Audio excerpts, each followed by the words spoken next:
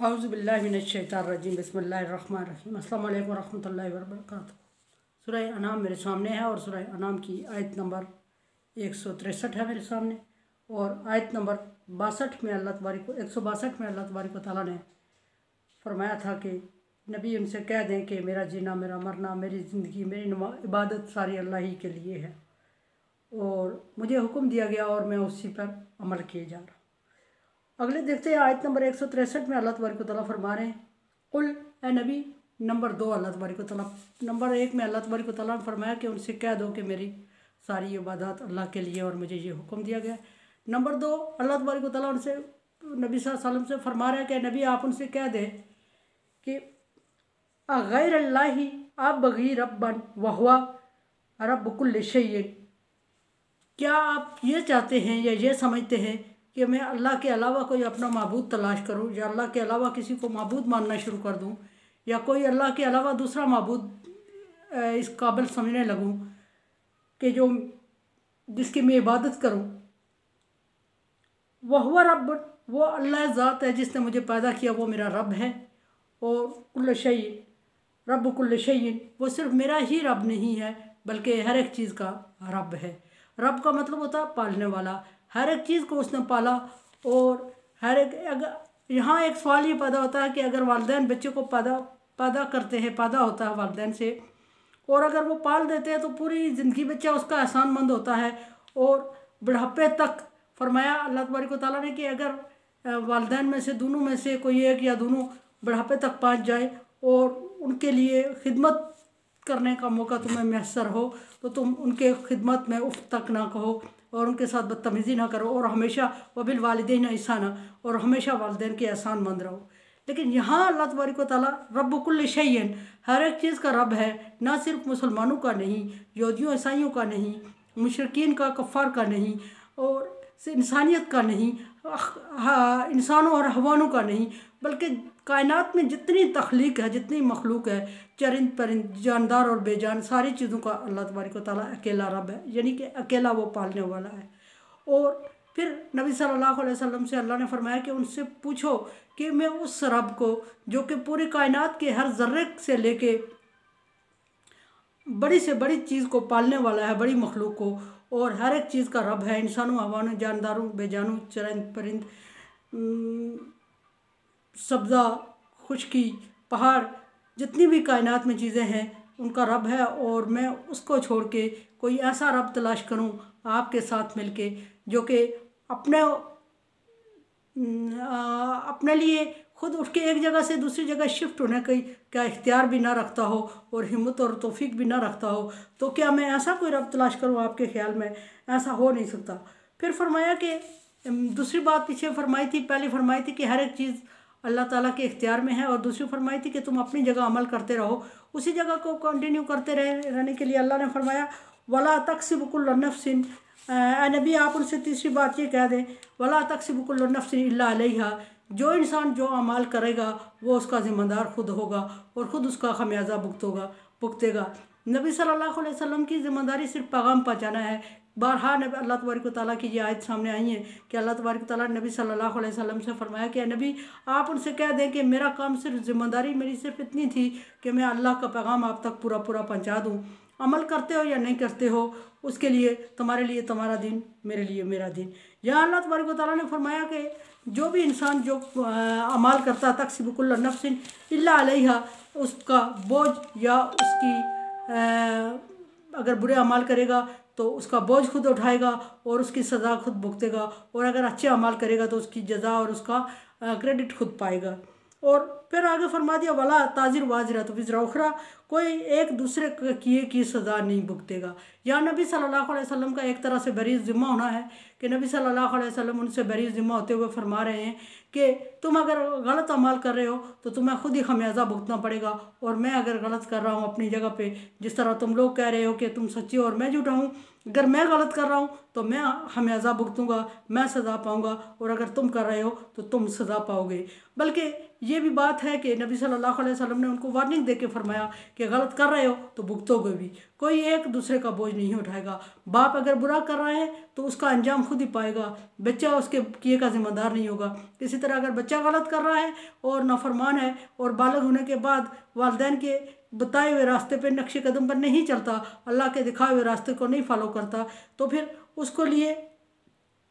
उसका बाप जिम्मेदार नहीं है। एक हद तक बाप जिम्मेदार होता है कि बच्चे को तालीम और तरबियत और ट्रेनिंग दे दे, और अगर तालीम तरबियत देने के बावजूद बच्चा नाफरमान हो गया है और वो किसी की बात नहीं मानता, तो हज़रत नूह अलैहिस्सलाम के बेटे की एग्जांपल सामने है कि नूह अलैहिस्सलाम का बच्चा जब बागी हो जाता है और नूह अलैहिस्सलाम के दीन का इनकार करता है तो अल्लाह तबारक व तआला ने दुनिया में उसको सज़ा दे दी और उसको समंदर में डुबो दिया। और नूह अलैहिस्सलाम अल्लाह तबारक व तआला से फरियाद करते रहे कि या अल्लाह, ये मेरा बेटा है और तूने मेरे अहल व अयाल को बचाने का वादा किया था। तो अल्लाह तबारक व तआला नूह अलैहिस्सलाम को सरजनश करते हुए फरमा रहे हैं कि नूह, तेरा बेटा अगर होता तो वो तेरी बात मानता, और जिसने बुरा किया, अगर कोई बचता बुरे अमाल का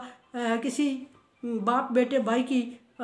स्टेटस की वजह से बच सकता तो नूह अलैहिस्सलाम का बेटा बच जाता कि नूह अलैहिस्सलाम पैगंबर थे और उनका बेटा नाफरमान था। आदम अलैहिस्सलाम पैगंबर थे, उनके बेटे ने कुफ्र किया और नाफरमानी की तो सज़ा भुगती। इसी तरह इब्राहीम अलैहिस्सलाम पैगंबर थे, उनके बाप आज़र ने नाफरमानी की, मुशरिक हुए तो उन्होंने सज़ा पाई। और इसी तरह हुज़ूर सल्लल्लाहु अलैहि वसल्लम पैगंबर थे, आपके चाचा अबू तालिब प्यारे और लाडले चाचा थे, उन्होंने सज़ा पाई। तो कोई एक ला ताज़िर वाज़िरा तो विज़रा उखरा, दुनिया में भी कोई एक दूसरे का ज़िम्मेदार नहीं है अल्लाह के नज़दीक, और आखिरत में तो बिल्कुल भी नहीं है, कोई एक दूसरे का ज़िम्मेदार नहीं हो सकता। एक के बुरे अमाल का सज़ा दूसरा नहीं पाएगा, एक के अच्छे अमाल के जज़ा दूसरा नहीं लेके जाएगा, और ना कोई किसी की मदद करेगा, अल्लाह तबारक व तआला ने फरमाया, और ना कोई लेन देन दे के जान छुड़ा सकता है, और ना कोई सिफारिश करके जान छुड़ा सकता है, ना कोई किसी की मदद करेगा। फरमाया कि सुम्मा इला रब्बिकुम मर्जिउकुम, फिर मजबूरी है तुम्हारी कि तुम्हें सारा कुछ करने के बावजूद तुम्हारे रब की तरफ लौट के जाना है, और जब रब की तरफ हाजिर होगे तो फिर अल्लाह तजुनब्बियुकुम बिमा कुंतुम फीही तख्तलिफून, अभी जिन मामलात में तुम मुझसे इख्तलाफ कर रहे हो, नबी आप उनसे कहें कि अभी तुम जब अल्लाह की तरफ लौटाए जाओगे तो अभी जिन मामलात में तुम मेरे साथ इख्तलाफात कर रहे हो, यानी कि अपने दीन को सच साबित करने के झूठे और सच्चे दलाइल कर रहे हो, और नबी सल्लल्लाहु अलैहि वसल्लम को परेशान करने की कोई भी मौका हाथ से जाने नहीं दे रहे थे, तो अल्लाह तबारक व तआला ने नबी को फरमाया कि अभी उनसे कहे कि अल्लाह की तरफ लौटाए जाओगे, उसी रब की तरफ जिसका अभी तुम इनकार कर रहे हो, और जिसने तुम्हें बहुत ज़्यादा नेमतें से नवाजा हुआ है, लेकिन उसके बावजूद तुम दूसरों को रब मानते हो और उनकी इबादत में लगे हुए हो, और अल्लाह तबारक व तआला के अहकामात को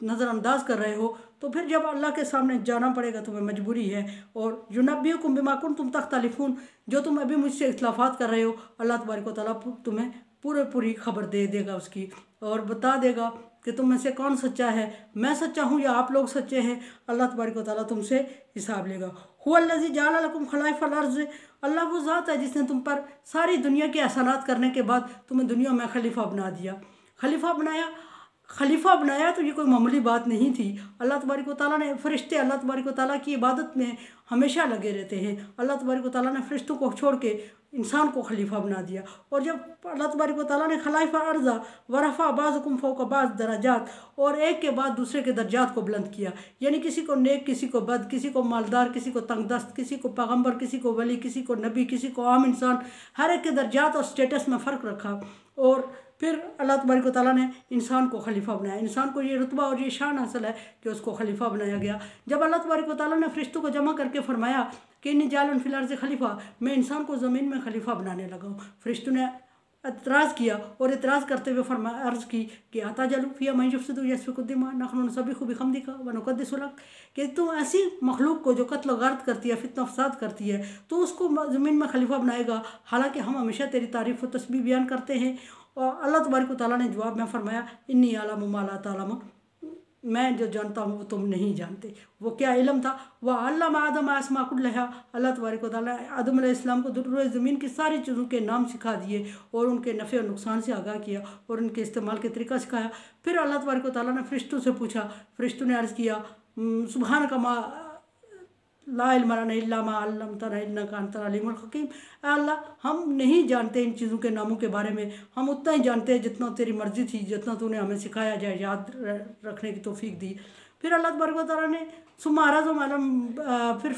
आदम अलैहिस्सलाम से पूछा और आदम अलैहिस्सलाम ने सारी चीज़ों के नाम बताए जब, तो अल्लाह तबारक व तआला फरमाते हैं फरिश्तों पे फ़ख्र करते हुए आदम पर, फरिश्तों के सामने फरमा रहे हैं कि इन्नी आलमु मा ला तालमून, मैंने तुम्हें नहीं कहा आलम अकुल्लकुम इन्नी आलमु मा ला तालमून, मैंने तुमसे नहीं कहा था कि जो मैं जानता हूँ तुम नहीं जानते। इस वजह से इंसान अशरफुल मखलूक़ात हो गया। फिर अल्लाह तबारक व तआला ने दूसरी जगह इंसान को फरमाया अकरमना बनी आदम, इंसान को मैंने इज़्ज़तदार पैदा किया। फिर फरमाया खलकनल इंसानी अहसनी तक़वीम, इंसान को खूबसूरत और मजबूत पैदा किया। इतनी चीज़ें बताने के बावजूद अल्लाह तबारक व तआला ने फरमाया कि अल्लाह वो ज़ात है जिसने तुम्हें ज़मीन में खलीफा बनाया। अल्लामा इकबाल बड़ी प्यारी तशरीह करते हैं इस शेर की, आयत की शेर की सूरत में। फरमाया कि फ़रिश्ता कहने से मेरी ताक़ीर होती है, मैं मस्जिद मलाइक हूँ, मुझे इंसान ही रहने दो। हमारे यहाँ कोई बच्चा जब नेक होता है तो हमारी माएँ कहती हैं कितना नेक है, जैसे फ़रिश्ता है। अल्लामा इकबाल ने कहा ना, वो फ़रिश्ता कहने से मेरी इंसल्ट कर रहे हैं आप इंसान की। इंसान वो हस्ती है जिसको फ़रिश्तों ने सजदा किया, यानी इंसान के स्टेटस को, इंसान के मर्तबे को फ़रिश्ता कहना एक इंसानियत की तौहीन है, अल्लामा इकबाल कह रहे हैं। फिर ये इतना बड़ा स्टेटस है कि अल्लाह तबारक व तआला ने इंसान को पैदा किया, पाला परवरिश किया और उसको तरह तरह की चीज़ों के नाम सिखाए, नफ़े और नुकसान से आगाह किया, और उसके बाद इंसान को खलीफा बना दिया ज़मीन में। उन फरिश्तों को छोड़ के जो दिन रात अल्लाह तबारक व तआला की इबादत में लगे हुए थे और जो नूर से पैदा किए गए थे, उन जिन्नों को छोड़कर जिनको अल्लाह तबारक व तआला ने आग से पैदा किया था, और आग के शोले हमेशा ऊपर को लपकते हैं और स्टेटस यानी कि हाई होने की तरफ इशारा है। लेकिन इंसान को एक मिट्टी के ठिकरे से पैदा करके उसको खलीफा अर्ज़ बना लिया। तो अल्लाह तबारक व तआला नबी से फरमा रहे हैं कि इनसे कहो कि अल्लाह वो ज़ात है जिसने तुम्हें ज़मीन के खलीफा बनाया और फ़ौक़ बाज़ुकुम बाज़ दर्जात, और एक दूसरे के बाद तुम्हारे दर्जात को बुलंद किया। और दर्जात को बुलंद करने का क्या मतलब है, यानी एक को कम दूसरे को ज़्यादा, हर हस्ती में किसी को दीन की सूरत में फ़ौक़ियत दे दी, किसी को माल की सूरत में फ़ौक़ियत दे दी, किसी को स्टेटस और इज़्ज़त की सूरत में फ़ौक़ियत दे दी, किसी को इल्म की सूरत में फ़ौक़ियत दे दी। हर तरह से किसी के दर्जात को बाज़ पर बुलंद किया। लियब्लुवकुम फ़ीमा आताकुम, ताकि जो नेमतें अल्लाह तबारक व तआला ने तुम्हें दी हैं उसके बारे में तुम्हें आज़मा भी सके। स्टेटस देने का मतलब ये है, एक दूसरे के ऊपर दर्जात देने का मतलब ये है कि अपने से कमतर का ख्याल रखोगे। अल्लाह तबारक व तआला ने तुम सब का ख्याल रखा और तुम अपने से कमतर का ख्याल रखोगे। और छोटा स्टेटस वाला है वो जो बड़े की इज़्ज़त करेगा या बड़े से हसद करेगा, ज़्यादा स्टेटस वाले को इज़्ज़त और तकरीम करेगा या उससे हसद करेगा। फरमाया कि इन रब्बा का सरीउल हिसाब, अल्लाह आपका रब जो है जल्द हिसाब लेने, नबी आप उनको ये भी कह दें अगली बात कि आपका रब जल्द हिसाब लेने वाला है। ये मत भूलिएगा कि जो तुम दुनिया में कर रहे हो आज़ाद हो और इसके बारे में पूछ गिछ नहीं होगी। तुम्हारे रब ने तुम्हारी गलतियों और कोताहियों को, वो गुनाहों को काउंट किया हुआ है और तुम्हारी दुनिया छोड़ने के बाद तुमसे हिसाब लिया जाएगा। और बाद लोगों के हिसाब दुनिया में ही ले लिए जाते हैं। गरीबी के बाद इन्ना मअल उसरि युस्रा फ़इन्ना मअल उसरि युस्रा, तंगी के बाद आसानी है, यकीनन तंगी के बाद आसानी है, तंगी के बाद आसानी है, आसानी के बाद तंगी जब आती है, तंगी के बाद आसानी आती है, तो ये भी हिसाब होता है इंसान का। इन्नहु लगफूरुर रहीम, हाँ अगर गलती हो गई है और गलती पे शर्मिंदा हो और नादम हो, गलती से कर चुके हो या जानबूझ के कर चुके हो या कुफ्र कर चुके हो, शिर्क कर चुके हो, बिदअत कर चुके हो, कबीरा गुनाह कर चुके हो और उसके बाद तौबा कर लेते हो और मुसलमान हो जाते हो और ईमान ले आते हो, तो पिछले सारे गुनाहों की बख्शिश भी गफूर है, वो बख्शने वाला रहीम है और उसने रहम करते हुए तुम्हारे पिछले गुनाहों को बख्शने का वादा किया है। और ऊपर से प्लस ये रहम करते हुए फरमाया कि बास के गुनाहों को सनाजिदुल मुहसिनीन, जितने खुलूस से, जितनी ताबेदारी से, जितनी वफ़ादारी से ईमान कबूल किया और ईमान पर अमल बना रहा, उसके गलतियों को, गुनाहों को नेकियों में बदलने का भी वादा किया। और फिर नेकियों का कोई हिसाब नहीं रखा उसने, हर नेकी के बदले में पीछे फरमाया एक जो नेकी करेगा उसको 10 नेकियों का अजर मिलेगा और कम अज़ कम 10 और 10 डन है, एक नेकी के बदले में 10 डन है उसका अजर, लेकिन 10% डन है उसका अजर, लेकिन किसी को 700% बढ़ा देता है, उससे भी ज़्यादा है, ज़्यादा की कोई हद नहीं, कम अज़ कम 10% ज़रूर अजर देगा। मेरे चैनल को आप सब्सक्राइब कर रहे हैं। Thank you so much. Like dislike as you like. अल्लाह हाफ़िज़।